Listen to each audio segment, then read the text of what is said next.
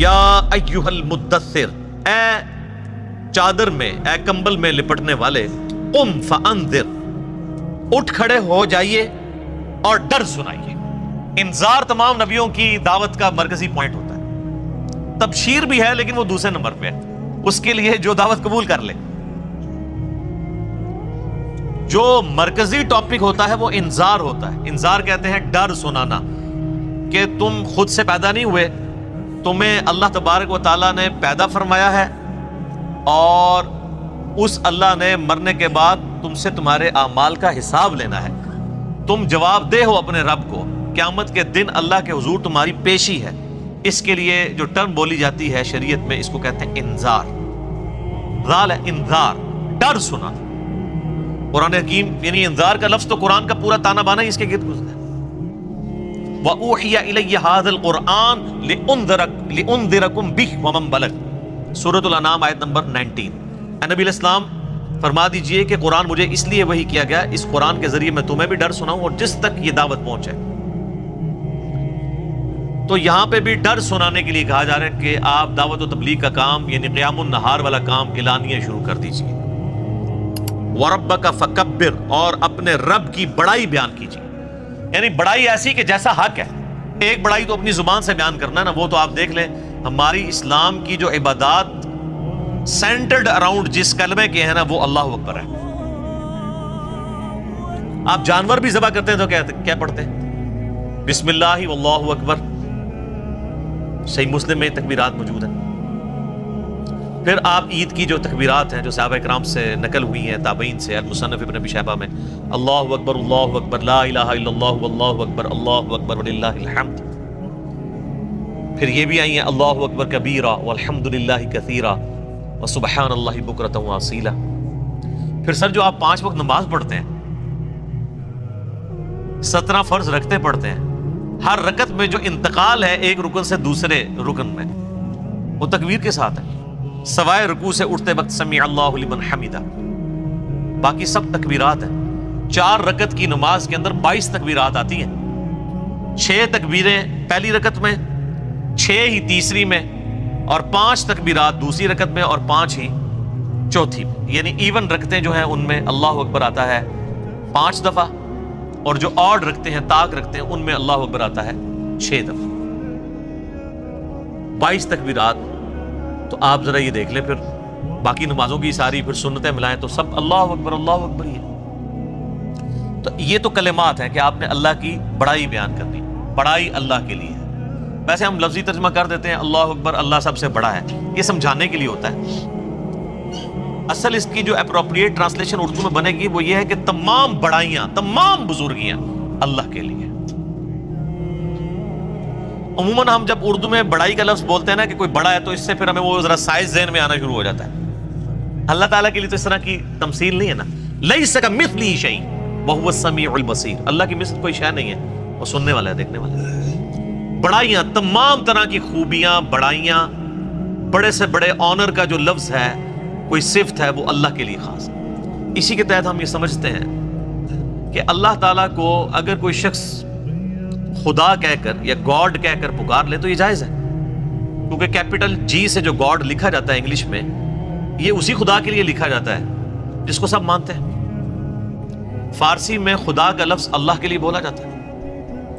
لہٰذا یہ جو اہل حدیث نے ایک فتنہ کھڑا کیا ہوا ہے اسماء و صفات کا، اور وہ یہ کہتے ہیں یہ خدا کا لفظ بولنا یا گاڈ کا لفظ بولنا یا اللہ کے لیے کوئی بھگوان کا لفظ بول لے تو یہ کوئی اسماء و صفات کا مسئلہ بن جائے گا، یہ کوئی شرکیہ مسئلہ ہو جائے گا، تو یہ ان کے ایک ذہن کی آپ سمجھ لیں کمزوری ہے۔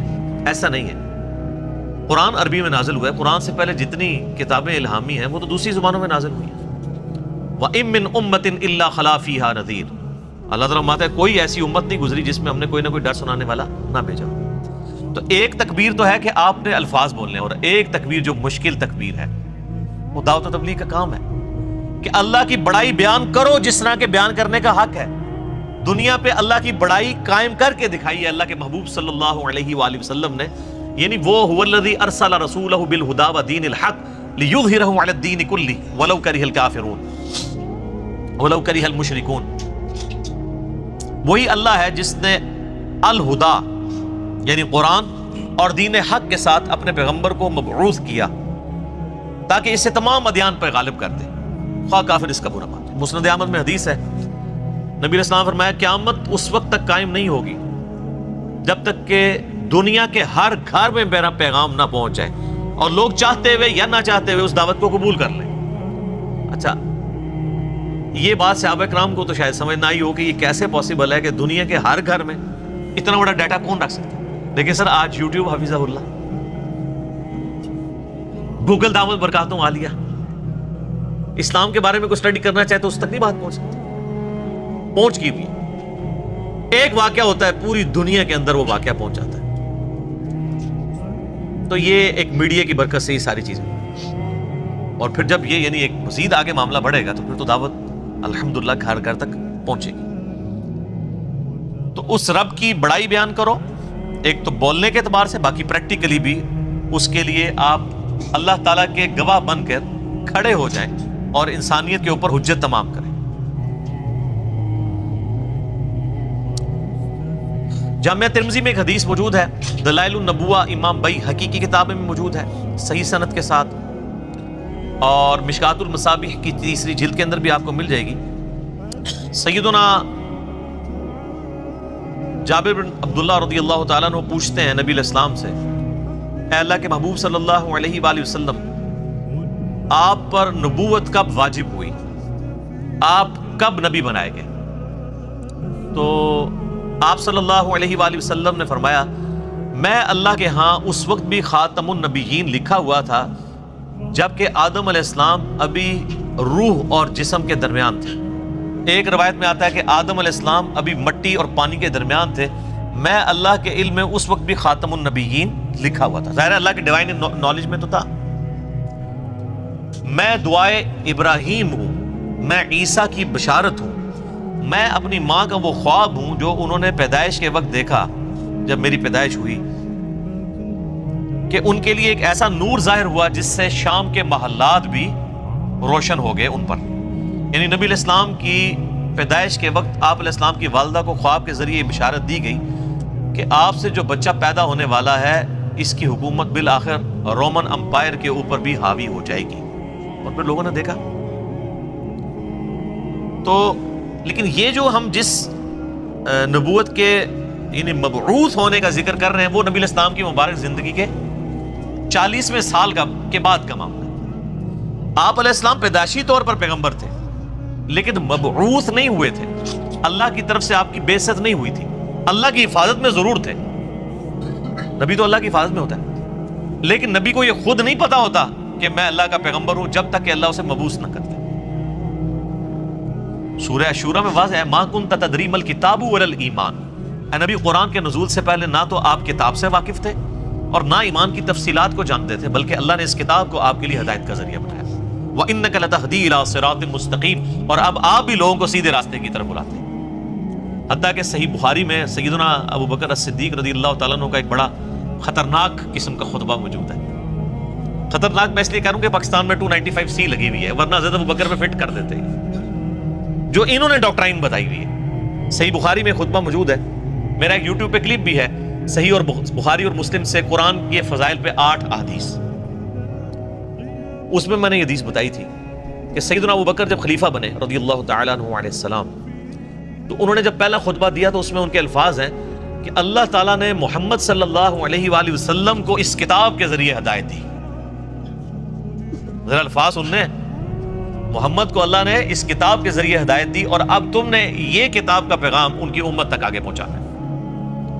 شکر ہے ادھر کوئی کھڑا نہیں ہو گیا کہ یار امیر المومنین یہ آپ کیا کہہ رہے ہیں، نبی علیہ السلام پہلے گمراہ تھے؟ نعوذ باللہ، گمراہ نہیں تھے، لیکن آپ کی ہدایت ڈیٹم لیول کی تھی، بنیادی تفصیلات نہیں تھی اس میں۔ قرآن میں وَوَجَدَكَ ضَالًّا فَهَدَىٰ، اے نبی آپ کو ہم نے اپنی محبت میں حق کی تلاش میں خود رفتہ پایا تو منزل مقصود تک پہنچاتی۔ یہ گمراہی والا ترجمہ تو غلط کیا ہے، اس کے اوپر جو بریلوی گرفت کرتے ہیں نا اہل حدیث اور دیوبند کی، وہ ٹھیک کرتے ہیں۔ ضال کا مطلب نبی علیہ السلام کے لیے گمراہی نہیں ہوگا، ضال کا ایک مطلب کسی کی محبت میں ڈوبنا بھی ہوتا ہے، جیسا کہ یوسف علیہ السلام کے بھائیوں نے اپنے والد کے بارے میں کیا کہا تھا،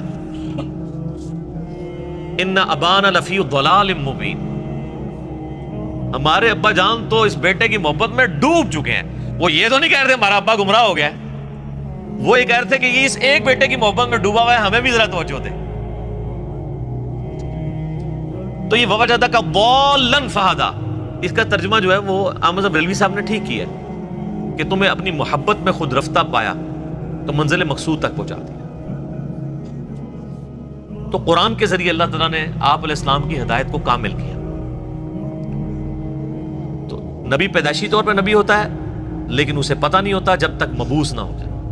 ورنہ تو بخاری مسلم میں جو حدیث آتی ہے کہ نبی علیہ السلام کو جب پہلی دفعہ فرشتہ نظر آیا تو آپ کی حالت جو ہوئی ہے، مطلب آپ تو خوش ہو جاتے کہ میں 40 سال سے انتظار کر رہا تھا، شکر ہے تو آ گیا. الٹا آپ علیہ السلام پریشان ہو گئے. حتیٰ کہ بخاری مسلم کے الفاظ ہیں، سیدہ خدیجہ سلام اللہ علیہا ان کو اپنے کزن ورقہ ابن نوفل کے پاس لے گئی. انہوں نے جب نبی علیہ السلام کی کنڈیشن سنی، وہ نابینا ہو چکے تھے، انہوں نے کہا یہ تو وہی لگتی ہے، وہی والی وہی جو موسیٰ علیہ السلام پہ نازل ہوئی تھی. تو پھر انہوں نے کہا کہ عنقریب آپ کی قوم آپ کو نکال دے گی یہاں سے. ہائے ہائے ہائے ہائے. نبی علیہ السلام نے کہا کہ میری قوم مجھے یہاں سے نکال دے گی، یہ تو مجھے بڑی محبت کرتے ہیں.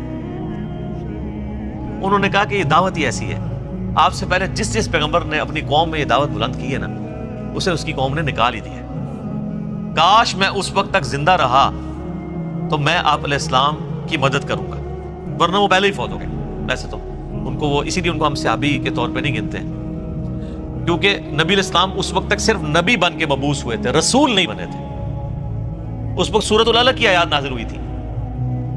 رسول تب بنے جب یہ آیات نازل ہوئی ہیں کہ اب آپ کھڑے ہوں اور لوگوں کو دعوت و تبلیغ کا کام کریں. پہلے صرف یہ تھا کہ آپ کے اوپر وہ حقیقتیں آشکار ہوئی تھی، اور 40ویں سال یہ معاملات شروع ہو گئے تھے.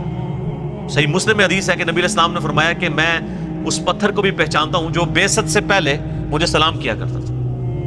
تو آپ کو اشارے ملنے شروع ہو گئے تھے کہ آپ کے ساتھ کوئی ایکسٹرا آرڈنری معاملہ ہونے والا ہے. ورنہ آپ دیکھیں نا، آپ گزر رہے ہو اور پتھر آپ کو سلام کر رہا ہو تو بندے کو ایک بار یعنی چیزوں کا آئیڈیا ہونا شروع ہو جاتا ہے کہ کوئی میرے ساتھ ایکسٹرا آرڈنری.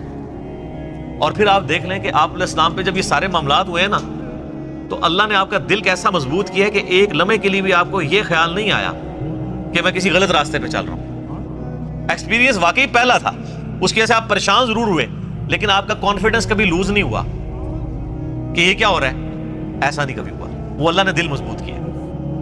اور یہ پیغمبر کے ساتھ غیبی تائید ہوتی ہے. بعض اوقات پیغمبر جو ہے وہ بچپنے میں ہی بولنا شروع کر دیتے ہیں. سورہ مریم میں آتا ہے، سورہ آل عمران کے اندر آتا ہے کہ حضرت عیسیٰ علیہ السلام جو ہیں وہ ماں کی گود میں بھی کلام کر رہے ہیں. اللہ تعالیٰ چاہے تو، اور وہ کیا کہہ رہے ہیں کہ مجھے اللہ نے پیغمبر بنایا ہے، مجھے کتاب دی ہے اور مجھے مبارک بنایا ہے، اور میں اپنے ماں باپ، میں اپنی ماں کے ساتھ اس نے سلوک کرنے والا مجھے بنایا ہے. سلام ہو اس دن پر جس دن میں پیدا ہوا، جس دن میں مروں گا اور جس دن میں اٹھایا جاؤں گا. یہ ساری گفتگو وہ کر رہے ہیں ماں کی گود میں. ان کو اللہ نے اسی وقت مبعوث کر دیا. اکثر انبیاء کو اللہ تعالیٰ نے 40 سال کی عمر میں مبعوث کیا، کیونکہ 40 سال کی عمر جو ہے نا یہ میچورٹی کی عمر ہے. حضرت موسیٰ علیہ السلام کو بھی 40 سال کی عمر میں مبعوث کیا. اس کے بعد انسان یعنی دنیا کے سارے حقائق دیکھ چکا ہوتا ہے، اتنے ایکسپیرینسز اس کو آ چکے ہوتے ہیں کہ وہ اب ایک بڑے لیول کی دعوت کو لانچ کر سکتے ہیں. اور جو لوگ ذرا اس سے پہلے شروع ہو جاتے ہیں دعوت کے حوالے سے، تو وہ اللہ تعالیٰ کی طرف سے کوئی ایکسٹراڈنری کسی کے ساتھ معاملہ ہو سکتا ہے، جس طرح حضرت عیسیٰ علیہ السلام تھے. اور جب انہوں نے یہودیوں کو ایڈریس کرنا شروع کیا ہے، اس وقت ہارڈلی آپ کی عمر 25 سال تھی حضرت عیسیٰ علیہ السلام کی، جب یروشلم میں جا کے انہوں نے یہودی پادریوں کو للکارنا شروع کیا. بڑے بڑے بزرگوں کی گستاخیاں جب حضرت عیسیٰ نے شروع کی ہیں، اس وقت ان کی عمر صرف 25 سال تھی. وہ تو ہی کہتے تھے نا گستاخی ہو رہی ہے ہمارے ساتھ، تو گستاخی سمجھتے تھے، کیونکہ حضرت عیسیٰ علیہ السلام ان کو کرٹیسائز کرتے تھے. میٹھی میٹھی باتیں نہیں کرتے تھے، میٹھی میٹھی باتیں کرتے تو وہ ہاتھ ڈالتے. وہ کہتے تھے تم یہ کہتے ہو اور کتاب میں یہ لکھا ہوا ہے، تم خود یہ کرتے ہو. تو انہوں نے کہا پکڑ لو اس کو. قتل کے درپے ہو گئے. وہ تو اللہ تعالیٰ نے ان کو زندہ اٹھا لیا، ورنہ وہ تو قتل کر ہی دیتے حضرت عیسیٰ علیہ السلام. تو اس میں ایک بڑا تلخ جملہ بولتا ہوں کہ حضرت عیسیٰ علیہ السلام جو یہودیوں نسل تھے، یہودیوں نے اپنے علماء کے زیر اثر ان کے قتل کے اوپر آمادگی ظاہر کر دی. یہ علماء کا فتنہ اتنا بڑا فتنہ ہے کہ یہ فتنہ وقت کے پیغمبر کے خلاف بھی کھڑا ہو جائے تو اس کو بھی دنیاوی طور پہ فیل کر دیتا ہے. دنیاوی طور پہ تو فیلئر ہی ہے نا. 12 بندے صرف ایمان لے کے آئے, اپنی بھی جان اللہ نے بچائی. دنیا میں تو یہ دیکھا جاتا ہے نا اس کے کروڑوں فالوور ہوں, تبھی تو بتا رہے ہوتے ہیں نا جی جناب اتنا بڑا اجتماع ہوا ہے, اتنے جلسے میں لوگ آئے. وہ کیوں بتا رہے ہوتے ہیں؟ کامیابی کے لیے. حضرت عیسیٰ علیہ السلام کے جلسے میں کتنے لوگ ہوتے تھے؟ 12, وہ بھی 2 بھی گلیلیا جھیل کے کنارے جا کے. وہ باقی تو بات ہی نہیں سنتے تھے, انہوں نے 2 بیوں کو بات سمجھ آ گئی. وہ جناب اللہ کی مرضی ہے کسی کو بات سمجھ آ جائے. ابو جہل کو سمجھ نہیں آئی ہے, بلال حبشی کو سمجھ آ گئی ہے, عمار ابن یاسر کو سمجھ آ گئی ہے, یاسر اور سمیہ کو سمجھ آ گئی ہے, رضی اللہ عنہم اجمعین وعلیہم السلام اجمعین. والذین جاہدوا فینا لنہدینہم سبلنا, جو لوگ کوشش کریں گے انہی کو بات سمجھ. تو نبی علیہ السلام کا باقاعدہ حکم ہوا ہے کہ آپ نے اپنے رب کی بڑائی کے لیے کھڑے ہو جانا ہے. وَثِيَابَكَ فَطَهِّرْ, اور اپنے کپڑوں کو پاک رکھنا ہے. یعنی پیغمبر مبعوث ہوا ہے اور اسے کپڑوں کی پاکیزگی کا حکم دیا جا رہا ہے. اور صوفیاء کے ہاں جس نے سب سے زیادہ گندے کپڑے پہنے وہ اتنا بڑا بزرگ ہوتا ہے. Point to be noted. ہاں آپ تصوف کی کتابیں پڑھ کے دیکھیں سر, یہ تذکرۃ الاولیاء جو ایک سمجھ لیں مدر بک ہے تصوف کی, شیخ فرید الدین عطار المتوفا 632 ہجری, جس کے حوالے فضائل اعمال, فضائل صدقات, فضائل سنت, یہ سارے بزرگ بابوں کی کتابوں میں ملیں گے, جن سے اب طارق جمیل صاحب نے بھی اعلان برات کر دیا ہے اللہ کے فضل سے. وہ سارے واقعات ادھر سے ہی چھاپے مارے ہوئے ہیں. اس میں آپ کو کئی بزرگوں کا ملے گا کہ ان کو جوئیں پڑی بھی ہوتی تھی, اگر کوئی جو ان کی نیچے گرتی تھی وہ اٹھا کے پھر رکھ لیتے تھے اوپر, کہتے تھے میرے اللہ کی مہمان ہے. لوگ کہتے ہیں سبحان اللہ.